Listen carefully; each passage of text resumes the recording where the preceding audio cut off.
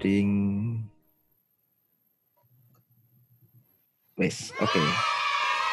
Oke, halo guys teman-teman, ketemu lagi dengan saya Putra Padas di channel Padepokan Kailoso. Channel yang rodok los, rapatek rewel, siap dipaidu, salam amuk biarut. Ajurumu ambiar mawut. Nah, untung masih ingat ini, udah cukup lama nggak bikin ngopi berantem. Nah, kali ini guys kita akan ngobrol bersama, kita akan ngobrol ke pikiran bersama dengan teman saya, Pendeta Dwi Argo Mursito dari GKJ Pekalongan. Atau yang sering disebut halo. Mas Argo. Wah, kurang disapa ya, halo. Oh, okay. Nyebut jenengku. Oh iya. Halo Mas Argo, kita bersama ketemu halo. Di acara Padepokan Kailoso, salah satu acaranya yaitu di acara Ngopi Berantem. Ngobrol ke pikiran bersama dengan teman. Oke, guys. Okay. Salam untukmu dari kami berdua dengan salam seruput. Where is your cup, Mas Argo? Oke. Ya, gitu. Salam seruput. Kopi Kansa ini. Wah, kopi Kansa ya. 1, 2, 3, salam Kansa seruput. Kopi. Enak. Kansa kopi enak, Mas?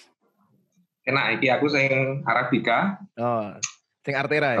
Bikin mata melek. Oke. Dan tentu membawa inspirasi. Oh, bakul itu promosi. Kita udah ganti ya guys, jadi Kansa Kopi, Kansa pada Kailasa. Oke. Nah, Mas Argo sehat ya?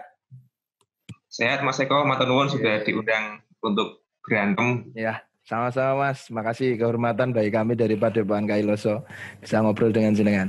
Oke Mas, saya mau ngajak jenengan ngobrol ke satu tema yang nggak tahu ini apa ya, sesuatu yang asing, aneh atau sering dihindari. Nah, saya nggak tahu.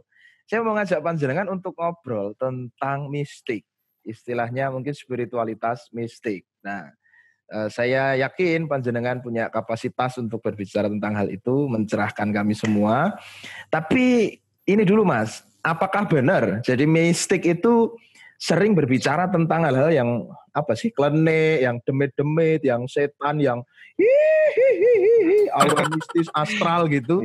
Apa sebenarnya kalau bicara mistik dan spiritualitas mistik itu ada sesuatu yang lain gitu loh. Dan kalau orang selama ini salah kaprah tentang mistik itu dikaitkan dengan apa sebenarnya memang ada apa ya, ada dimensi-dimensi yang disalahpahami atau sebenarnya dari situ pun kita bisa dapat pintu masuk untuk bicara soal mistik. Nah, sebenarnya mistik itu apa toh Mas gitu? Karena ada beberapa orang yang kalau bicara mistik, oh, mistik ya gitu. Oke, Mas Argo, silakan Mas.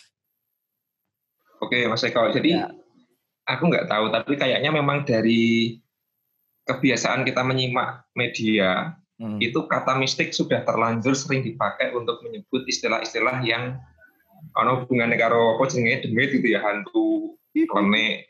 Nah, kayak gitulah. Misalnya sinetron mistik itu berarti nanti ada adegan hantu-hantunya. Atau cerita mistik juga tentang demit-demit kan gitu ya, menakutkan.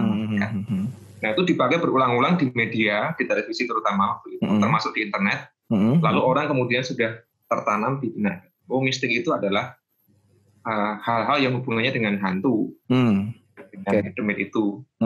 Tapi ternyata itu kan bukan satu-satunya pengertian mistik, dan gitu loh. Memang nek neng kamus, tak bacakan aja ya, Kamus Besar Bahasa Indonesia. Itu ada 2 definisi. Yang kedua adalah hal-hal gaib yang tak terjangkau dengan akal manusia yang biasa. Nah, mungkin dari situ kemudian hantu, setan, demit itu dipahami. Ya oke sih. Tapi justru yang definisi nomor 1 itu, mistik berarti subsistem yang ada dalam hampir semua agama dan sistem religi untuk memenuhi hasrat manusia mengalami dan merasakan emosi bersatu dengan Tuhan. Oke. Justru definisi yang pertama, atau tasawuf atau suluk dalam bahasa lain. Teman-teman Islam memakai kata tasawuf atau sufi itu ya yang lebih terkenal. Oke, justru berarti itu sesuatu yang ada di dalam semua agama ya. Justru sesuatu yang nggak tahu ini semacam karakter tertentu atau katakanlah jalan penghayatan tertentu yang ada di macam-macam agama dan namanya lain-lain. Kalau mungkin orang-orang Kristen jarang pakai istilah mistik, tapi kalau di kalangan teman-teman Islam itu lebih familiar dengan tasawuf tadi ya. Ya. Okay. Dan sufisme itu lebih akrab mereka. Oke. Nah, jadi pola penghayatan seperti itu dan di Kristen pun ada Mas gitu Mas. Atau di agama lain katanya ada. Kalau di Kristen contohnya macam apa tuh? Kalau di semua agama itu ada sebenarnya. Nah, di Kristen kan banyak. Nah, gini, dulu itu kata mistik itu disinonimkan dengan spiritualitas. Tapi makanya jarang dipakai kan, orang lebih nyaman dengan spiritualitas. Oke. Nah, tapi mistisisme itu memang kekasannya adalah aspek pengalaman menyatu dengan Tuhan. Oke. Menyatu dengan Tuhan. Mungkin menyatu dengan Tuhan. Nah, mungkin ngene Mas Eko. Contohnya sing gampang apa ya? Aku sering menggambarkan mistik itu seperti pengalaman cinta nih, atau pengalaman relasi lah. Misalnya aku kenal dengan Mas Eko. Kita pernah bertemu, kita pernah ngobrol dan sebagainya. Akan beda kalau aku kenal Mas Eko hanya dari kata orang lain gitu ya. Ngomong jari-jari. Ya mungkin aku bisa paham, aku bisa mengerti, tapi ketika kita berjumpa, aku mengalami perjumpaan dengan Mas Eko. Oke. Nah, itu kata kunci dari mistik adalah pertama itu pengalaman akan Allah. Nah, nek Mas Eko kan iso tak delok, iso tak sawang, iso tak demok, iso tak jak ngobrol, aku krungu suarane kan begitu. Itu lebih gampang. Nah, aku merasakan sensasi-sensasi ngobrol dengan Mas Eko, mendengarkan guyonannya, digawe ke kopi misalnya, semoga besok ya. Nah, itu itu bisa lebih mudah karena kita pakai indera gitu ya. Okay. Tapi ini mengalami Gusti Allah kan gitu. Nah, ini kan yang tak terjangkau tadi. Nah, itu menjadi sesuatu yang kemudian tidak mudah diceritakan. Karena apa yang dialami, yang dijumpai itu Allah. Oke. Bedanya adalah seringkali agama itu mengajari kita memahami Allah, tapi belum tentu membawa kita pada mengalami Allah. Agama membawa kata itu. Apa tadi kita catat guys? Agama membawa kita untuk agama seringkali membawa kita untuk sekadar memahami atau mengerti Allah. Tapi belum tentu membawa kita bisa sampai mengalami Allah. Oke, jadi antara memahami dan mengalami itu sesuatu yang berbeda. Saya paham tentang sesuatu, belum tentu saya mengalami sesuatu itu secara langsung. Kalau itu dikenakan pada relasi dengan Allah, agama sering memang dan bahkan dalam platform utamanya pengajarannya kan mau membawa manusia paham Allah itu seperti apa, termasuk kehendaknya. Karena kan khotbah kayak ya ini kita semoga hidup kita senantiasa sesuai dengan kehendak Tuhan, ya kan? Tapi paham ngerti kehendak. Ngerti. Oh, firman-nya ngene. Tapi soal mengalami itu persoalan yang lain dan orang itu mengalami. Oke guys, jadi kita catat. Kita paham tentang Allah seperti apa, tapi belum tentu kita mengalaminya. Oke. Nah berikutnya Mas Argo, kalau mistik itu dulu malah sebenarnya menjadi istilah untuk spiritualitas. Raketang sekarang istilah mistik tidak dipakai, orang lebih sering pakai istilah spiritualitas, dan itu berbicara soal bagaimana manusia mengalami yang transenden, Tuhan, yang ultimate, yang numinus, realitas tertinggi, terdalam, atau apapun itu, yang akarya jagat, Tuhan gitu. Nah, kalau itu kemudian kita kaitkan dengan kondisi sekarang ini di mana manusia di tengah pandemi ini cenderung terkondisi untuk mengisolasi diri, tidak bisa berkumpul dalam acara-acara religius atau agama atau komunitas keagamaan mereka. Nah, gini, jangan-jangan itu juga satu momentum untuk orang mengembangkan atau istilahnya mengambah ya apa sih? Mengambah, menghayati jalan mistik. Jangan-jangan itu bisa menjadi pintu masuk itu di tengah kesendirian. Atau sebenarnya gini, mistik itu piye Mas itu loh. Bisa nggak itu menjadi salah satu jalan penghayatan kita terhadap Tuhan kalau kita sekarang ini jarang bisa berkumpul secara komunal misalnya? Jadi kembali ke kata kunci atau dasarnya mistik itu basisnya adalah pengalaman, Mas Eko. Artinya semua pengalaman manusia itu bisa menjadi media atau sarana untuk mengalami Allah. Oke, semua pengalaman. Nah, semua pengalaman, bahkan pengalaman penderitaan sekalipun nanti akan saya ulas juga. Oke. Jadi gini, menurut salah satu tokoh yang saya teliti itu, Dorothy Solle, orang Jerman itu begini. Salah satu kendala manusia itu tidak bisa mengalami pengalaman mistik berjumpa dengan Allah adalah karena kedangkalan. Trivialization of life gitu ya. Hidup yang trivial, hidup yang banal atau dangkal gitu ya. Karena semua pengalaman itu sudah dianggap biasa-biasa saja. Oke. Nah, para mistikus seringkali menggunakan contoh anak kecil itu. Seperti Solle kan mengatakan kita semua itu mistikus. Mengapa? Karena kita semua pernah kecil, pernah mengalami masa kanak-kanak. Nah, kita ingat ketika anak kecil pertama kali melihat kupu-kupu misalnya, kok ada kupu-kupu makhluk yang wiwi terus terbang hingga di bunga itu kan, mereka melihat dengan mata yang bersinar dan penuh dengan ketakjuban kan gitu kan? Gumun. Atau pertama kali kita gumun, pertama kali kita waktu kecil melihat pelangi di langit, kok sangat indah dan mengagumkan. Itu anak kecil melihat segala sesuatu seperti baru gitu ya. Dan memang baru, dan itu membuat mereka gumun tadi, takjub. Ketika orang sudah dewasa itu kan, biasa kupu-kupu loh, Mutino Wero, pelangi sudah beberapa kali, karena kita sudah dijelaskan oleh logika-logika itu. Lalu pengalaman yang indah itu menjadi sesuatu yang biasa. Nah itu yang menjadi penghalang orang jarang mengalami Allah ya karena biasa. Bahkan belum mesti loh, betina nang gereja, maca Alkitab itu terus berjumpa dengan Allah kan belum tentu juga. Kalau itu jadi pengalaman yang rutin dan hanya sekadar dipahami, jadi belum tentu yang religius membawa kita pada pengalaman mistik, dan belum tentu yang non-religius menjauhkan kita dari mistik. Malah bisa sebaliknya.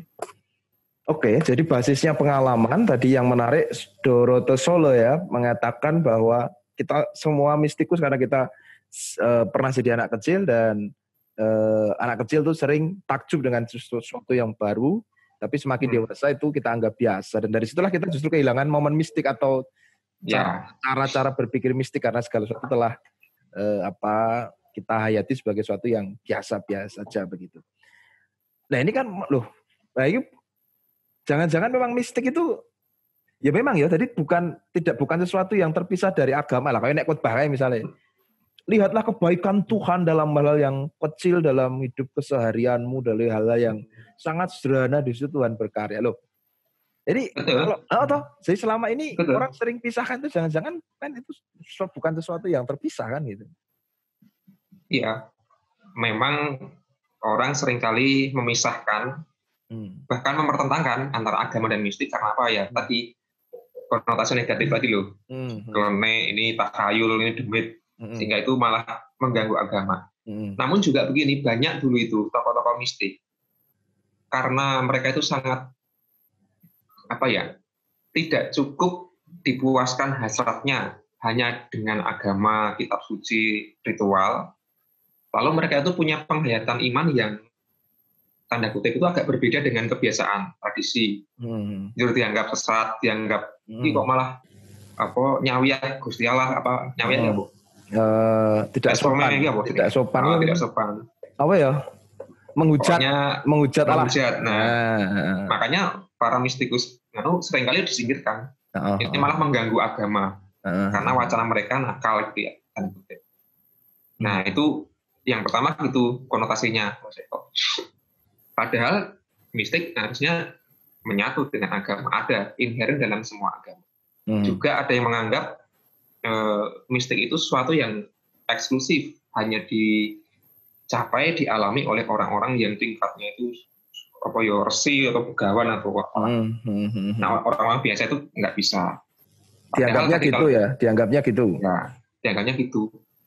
Padahal karena basisnya pengalaman ya semua orang punya pengalaman, bahkan anak-anak pun kan begitu. Justru mistik itu semua orang bisa mengalami. Yang terakhir, mistik dikonotasikan menyingkir dari dunia atau terpisah dari dunia, nggak peduli mereka menyepi di gua atau di padang gurun gitu ya. Karena tadi dianggap orang-orang suci yang itu, terus mereka dianggap nggak peduli. Padahal dalam banyak cerita para mistikus, para sufi itu banyak juga yang malah menjadi aktivis sosial. Mereka membela keadilan, berjuang dan sebagainya. Itu mistikus ternyata tidak abai pada persoalan-persoalan sosial di masyarakat. Oke, jadi konotasinya begitu. Ada beberapa konotasi tadi tentang mistik. Nah, saya langsung aja terlintas yang terakhir tadi. Orang sering menganggap para mistikus itu adalah pertapa pasif, gitu, artinya menarik diri dari dunia, karena dunia ini katakanlah jahat, penuh dosa atau apapun, maka orang menyingkir. Dan dari situ kembali ke tadi soal relasi dengan Tuhan. Orang ketika menyingkir dari dunia, merasa di situ lebih bisa bertemu dengan Tuhan. Tapi justru para mistikus yang serius tentang jalan mistik itu justru apakah ia terdorong untuk aktif? Semakin dia berelasi dengan Tuhan, caranya mungkin bisa macam-macam ya. Mungkin bisa dengan cara bertapa, merenungkan, delok daun, delok watu, delok banyu kemricik. Yang penting ora terus-terusan nyandar wong edan. Tapi maksudnya melihat realitas dengan ataupun bertapa atau bermeditasi atau apapun itu. Tapi outputnya setelah dia mengalami relasi itu justru tadi aktif ya. Nah itu apakah pola semua mistikus harusnya seperti itu?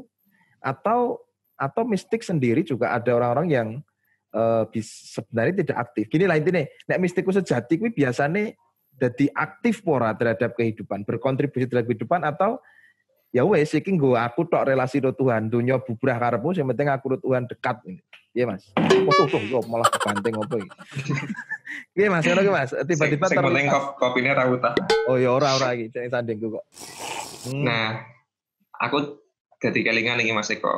Nah, ada seorang teolog gitu ya, jenenge Wayne Tisdale. Dia itu mencatat beberapa Tisdale. T-E-A-S-D-A-L-E. Oke. Dia itu mencatat beberapa karakteristik mistik. Jadi mistik sing piye to, apa sing ngene, apa sing ngono, apa sing dan sebagainya lah. Dan ini aja ya, beberapa ya. Yang pertama itu experiential, jadi pengalaman basisnya. Itu pertama.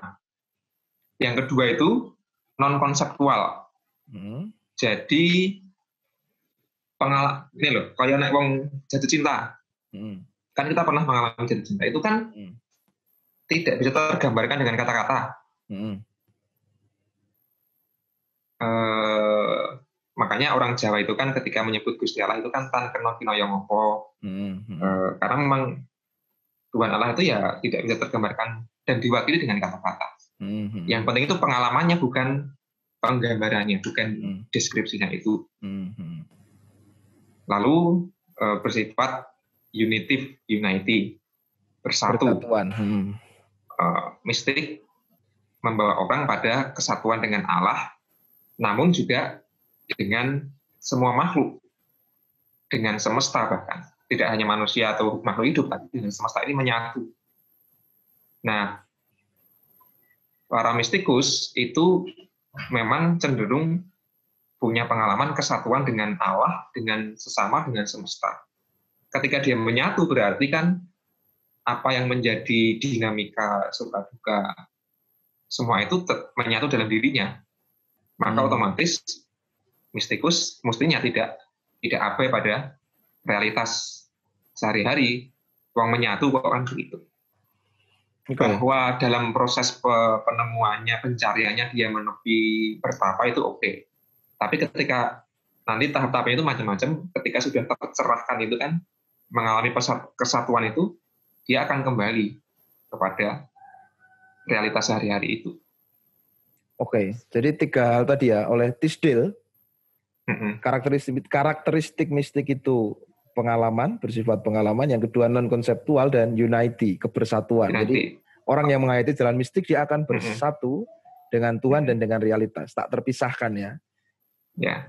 Nah, jadi lalu tambahannya adalah bersifat praktikal dan sapiensial. Praktikal itu praktis dan sapiensial ini, sapien kan bijaksana ya, homo sapien kan kera bijak. Makhluk yang bijak. Nah, jadi tidak hanya bersatu tapi juga praktis. Pasti punya manfaat pada kehidupan seorang, membuat orang bisa kemudian bijaksana. Bijaksana ini maksudnya ketika dia bertindak, ya motivasinya itu motivasi yang jernih begitu ya. Berarti praktis dan sapiensial itu satu? Jadi bisa iso satu iso. Oh, oke. Tadi tak satukan supaya lebih singkat aja.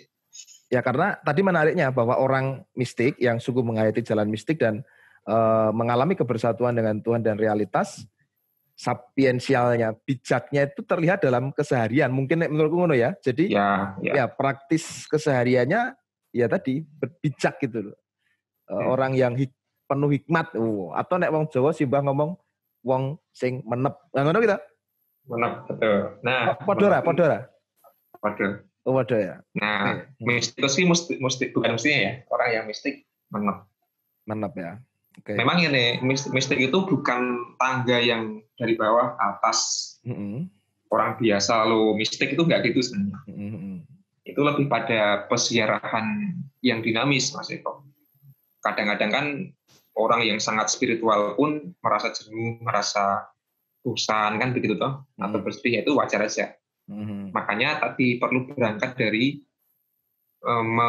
menyadari pengalaman yang penuh dengan keindahan, mengagumi berbagai macam pengalaman, itu nanti orang akan disegarkan kembali gitu. Oke. Nah, itu yang tentang Mas, iki apa jenenge? Di close iki direnkas adan gitu ya. Apa? Oh, jam 3 toh. Wis, engko tapi nganu, nek biasane kan ngono kuwi tak baleni ku awalnya cerak masjid ya. Tapi iki engko kita catat aja poinnya, dadi engko ben digadhokke karo bocah-bocah. Kita tadi sampai di apa jenenge? Karakteristik. Ya, oke guys, Kailoso Crew iki engko sing pas aku mau di-cut di situ ya, bar iki nganu neh, tak stop dulu. A few moments later. Oke, Kailoso Crew kami mulai lagi ya. Ya, oke, Mas Argo. Jadi dari yang tadi disampaikan tentang unity, kebersatuan, saya justru jadi tertarik ketika salah satu karakteristik mistik adalah kebersatuan dengan realitas, dan realitas itu ya Tuhan, ya sesama, ya alam semesta, ya apapun itu. Nah, berarti gini, kan ada yang mengkhawatirkan bahwa kondisi pandemi di mana manusia terkondisi untuk terisolasi ini, karena entah dia mengisolasi karena nggak tahu, karena suspek, karena ada gejala, atau dia sendiri nggak ada gejala tapi memilih untuk mengisolasi diri sehingga menghindari kerumunan. Bahkan beribadah pun sekarang juga secara online begitu. Walaupun sudah dibuka yang eranya new normal, tapi nyatanya angel juga untuk memulai, bahkan prosedurnya cenderung ribet. Artinya orang terkondisi untuk terisolasi, jarang berjumpa dengan yang lain dan seterusnya. Nah, saya justru tertarik kalau mistik itu justru punya dimensi kebersatuan dengan yang lain. Nah, kalau orang yang di era seperti ini cenderung terisolasi diri, membatasi perjumpaan, dia menghayati olah laku mistik, jangan-jangan itu bisa menjadi solusi supaya apa yang ditakutkan tentang privatisasi iman, bahwa orang lalu ditakutkan akan menjadi individual dan merasa bahwa hubungan iman itu hanya dia dengan Tuhan, terserah dunia gonjang ganjing mulak balik bias, yang penting aku ro Tuhan apik. Orang ditakutkan akan seperti itu kalau kondisinya sering mengisolasi diri. Nah, tapi dengan jalan mistik ini, jangan-jangan itu bisa menjadi alternatif cara bahwa di tengah pandemi ini orang perlu menghayati cara spiritualitas mistik. Kira-kira gitu, nggak tahu. Semoga jangan nangkap arah maksud saya. Ya. Nah, soal privatisasi iman itu kan sebenarnya fenomena yang sudah cukup lama. Maksudku, ada pandemi apa tidak, ada lockdown apa tidak, itu kan sebenarnya gejala privatisasi iman atau bahaya itu sudah ada, Mas Eko. Karena kan itu bukan soal presensi orang di ruang-ruang ibadah publik kan, begitu kan. Artinya orang bisa saja sangat rajin ke gereja, bla bla bla, tapi dia privatisasi iman juga bisa. Sebaliknya kan begitu, belum tentu juga. Nah itu yang pertama. Nah apakah orang yang kemudian terisolasi, terkarantina tanda kutip karena pandemi ini lalu tergoda untuk privatisasi iman, ya bisa saja. Tetapi kalau kita melihat kenyataan sekarang itu kan tidak selalu begitu, gitu. Ada banyak sekali cerita menarik. Justru ketika orang tidak bisa bekerja, ibadah, bersekolah seperti biasa, terisolasi atau begitu, tetap bisa menunjukkan solidaritas. Entah dengan tetangga, entah berbagi sembako, berbagi masker dan sebagainya, kan banyak tuh Mas Niko. Karya-karya solidar yang ternyata justru tumbuh. Lalu yang berikutnya itu gini, jangan-jangan orang itu menemukan cara solidar itu juga dengan cara yang baru gitu ya, tidak harus selalu bertemu langsung. Kan sekarang banyak juga gerakan solidaritas yang dengan media digital kan, medsos dan sebagainya. Artinya kan misalnya saya di rumah saja, tapi saya tetap terhubung dengan sesamaku yang menderita dimanapun itu dengan cara menunjukkan kepedulian, mendukung bantuan macam-macam itu tetap bisa gitu ya. Oke. Nah jangan-jangan orang yang kondisi seperti ya betul. Jadi sekarang ini sekalipun orang terisolasi, tapi solidaritas di beberapa titik bahkan justru semakin besar begitu ya. Bahkan orang misalnya, kenapa saya mengisolasi diri itu, makanya ada terminologi perbedaan antara physical distancing sama social distancing. Kata orang lebih tepatnya physical distancing karena itu justru memperkuat solidaritas sosial. Nah, jangan-jangan seperti itu, kayak uang misalnya ada yang menggalang bantuan, tapi ada juga yang sekedar bukan meremehkan, tapi secara sederhana menaruh bahan makanan di tempat tertentu lalu yang butuh ngambil. Jangan-jangan kayak gitu tuh, Mas, olah mistik, nggak tahu output mistik atau sebenarnya memang nggak tahu ada pengalaman mistik yang berkaitan dengan orang lalu tumbuh empatinya, tumbuh solidaritasnya, peduli dengan yang lain, merasa terkoneksi dengan yang lain. Jangan ngono kuwi sebenarnya mistik itu. Yes, menurutku salah satunya ya. Salah satunya. Jadi gini, mistik itu cirinya ada kesatuan dengan sesama, dengan semesta. Orang mistik itu menghayati, misalnya seperti Ignatius Loyola itu ya, tokoh mistik yang terkenal di Kristen itu, menemukan Allah dalam segala. Jadi tidak hanya di ruang-ruang ibadah ritual, tapi juga di dalam pengalaman sehari itu ada Allah yang disukai. Nah, relasi dalam spiritualitas mistik itu relasi yang setara, Mas Eko. Relasi yang setara, bukan relasi yang hierarkis begitu ya. Maka aksinya adalah aksi-aksi kepedulian yang setara, bukan karena terpaksa atau bukan karena ingin menunjukkan aku lebih superior daripada yang lain. Nah, menurutku ketika misalnya aku beri sumbangan sembako atau masker atau manapun, tapi dalam benakku itu aku merasa aku lebih superior, aku lebih rohani, sing wong kae iki luwih rendah, luwih remeh. Nah, itu bukan mistik. Meskipun ketok iki ya gitu ya, dan baik. Tapi kalau penghayatannya adalah aku merasakan keprihatinan sesama yang nggak bisa makan misalnya, yang di PHK. Aku merasakan mereka butuh cinta kasih Allah. Nah, aku yang sudah berjumpa dengan Allah itu tergerak untuk menularkan cinta kasihku kepada mereka juga. Nah, itu mistik. Nah, jadi gini Mas, aku tuh pernah ngomong dunia bisa berubah macam-macam, tapi relasi dengan Allah itu penting. Itu di satu kesempatan. Kayaknya aku pernah bikin untuk satu pemuda di Jenar ya, di tempatnya Mas Yogi itu. Jadi macam-macam perbedaannya, dunia bisa macam-macam berubah, tapi relasi itu penting. Nah, satu poin juga tentang mistik ini kan soal relasi ya. Berarti kan sebenarnya di tengah pandemi ini orang bisa menghayati laku mistik gitu ya. Paling enggak jadi salah satu alternatif. Tapi catatanmu tadi kan penting Mas. Relasi tapi setara juga gitu. Setara. Nah, artinya tidak hanya sekedar membangun relasi. Menariknya gini, kan kalau kita dengan ini rada melenceng nih menarik. Dengan Tuhan pun apa ya setara, Mas. Contoh. Jadi kan aku pernah dengar itu misalnya ada orang yang menghayati bahwa iku kata-katane sapa ya? Eckhart po sapa? Ketok enek. Aku ki bingung antara mungkin mereka bilang yang sama ya, Eckhart lalu Siti Jenar. Yesus bahwa dia dengan Allah adalah satu. Itu dari kacamata mistik aku pernah baca itu, ya aku dan Tuhan ki satu. Aku ki ya Tuhan. Kenapa? Karena aku berada dalam kesatuan dengan Tuhan.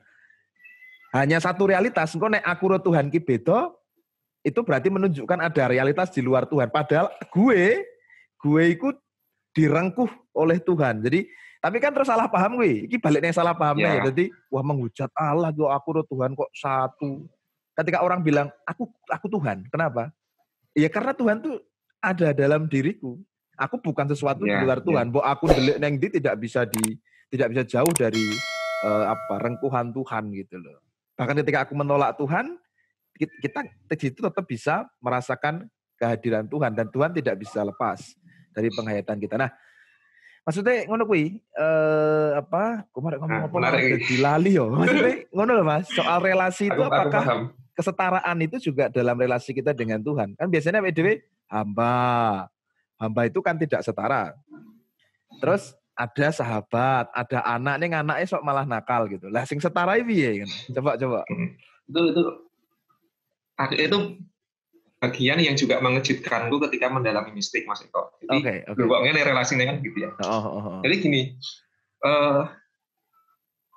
ada beberapa tokoh yang menyebut aku ini Tuhan gitu ya, dengan banyak kata ya, termasuk Eckhart, termasuk Islam itu Ibn Al-Arabi itu, dia mengatakan Ibnu Al-Arabi, Anal Haq, akulah sang kebenaran. Itu kan kok menyamakan diri dengan Allah. Yesus juga begitu pernah. Kalau Syekh Siti Jenar itu aku iki ingsun gitu ya. Itu juga ungkapan-ungkapan yang menyamakan diri dengan Allah. Dan banyak mistikus lain. Mengapa? Karena itu adalah ungkapan unity tadi, kesatuan itu. Sebenarnya bukan pada tendensi untuk aku membandingkan diriku dengan Allah, tapi Allah ada dalam diriku, aku di dalam Allah. Lebih pada itu sebenarnya. Unity. Sayangnya, bahasa-bahasa religius itu tidak cukup bisa menerima itu. Makanya dianggap sesat, dianggap menghina Allah, menghujat di awal kan aku udah ngomong itu. Makanya para mistikus kemudian dianggap mengganggu kemapanan agama. Nah, para mistikus itu ingin mengatakan bahwa bahasa-bahasa religius itu nggak cukup untuk mengungkapkan pengalaman bersatu, pengalaman mengalami mencintai Allah itu. Makanya para mistik cenderung, termasuk Dr. Soleh itu gini, kita harus mulai menggunakan bahasa-bahasa baru tentang Allah. 3 maha itu iso dihindari, bukan dihindari sih, sebenarnya diberi alternatif. 3 maha. Allah itu maha kuasa, omnipoten, maha tahu, omniscient, terus maha, sini aku lali. Maha hadir. Hadir apa ya? Hadir, omnipresent. Nah, itu kan mendominasi wacana berteologi dan beragama orang-orang. Pokoknya Allah itu yang maha, manusia atau alam itu yang rendah. Jadi hierarkis gitu ya. Nah, itu Soleh memberikan sebuah tawaran yang berani, perlu diganti itu bahasa-bahasa itu. Karena apa? Karena justru membuat manusia lalu merasa berjarak dengan Allah yang maha itu. Maka Soleh menawarkan bahasa-bahasa mistik yang lebih setara. Bukannya Allah menolong, Allah menyelamatkan, Allah menebus, Allah macam-macam itu kan sangat ini ya, hierarkis ya. Manusia tak berdaya, Allah yang berdaya. Maka bahasa-bahasa misalnya gini, aku dan Allah ada dalam hubungan yang mutual, saling mempengaruhi, saling bekerja. Jadi relasi mistik itu mutual. Setara kemudian mutual itu. memang nggak populer memang sih, tapi itu yang ditawarkan mistik. Karena pengalaman tentang Allah itu pengalaman yang setara. Nah, tak pikir ini yang juga bisa menjadi salah satu jalan yang ditempuh oleh banyak orang termasuk kita ketika mungkin ritus-ritus agama tidak bisa seketat atau serutin biasanya. Kita punya waktu dan ruang untuk berefleksi dan mengalami Allah dengan cara yang lain. Mungkin dalam kesendirian juga bisa, ketika kita jarang ibadah di gereja atau belum bisa gitu. Nah, jalan mistik bisa menjadi salah satu media untuk menumbuhkan spiritualitas itu. Oke. Kita perdalam Mas. Kalau di tengah-tengah kita berjarak dengan yang lain demi kehidupan yang lebih baik di tengah pandemi ini, lalu mistik bisa menjadi salah satu cara kita berrelasi dengan Tuhan. Kita tidak tendensius ya juga mengklaim bahwa ini satu-satunya jalan ya, tapi setidaknya satu alternatif yang bisa dipakai di tengah kesendirian atau minimal bersama keluarga kecil. Langkah-langkahnya seperti apa Mas? Gitu.